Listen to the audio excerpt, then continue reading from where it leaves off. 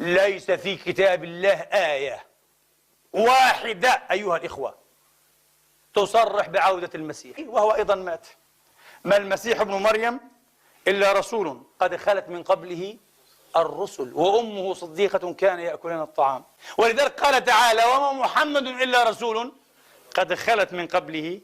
لا يا عدنان، يمكن الله قال إلا عيسى بن مريم. ابن مريم استثناء، الله ما قال استثناء، قال هذه سنة كونية، وما جعلنا لبشر من قبلك الخلد. قال قد خلت من قبله الرسل، خلا مات وفني. لذلك في العتبية كما قال علامة طه بن عاشور في التحرير والتنوير، قال في جامع العتبية عن الإمام مؤسس المذهب مالك بن أنس رضوان الله عليه، قال: مات عيسى عن 33 سنة. مات.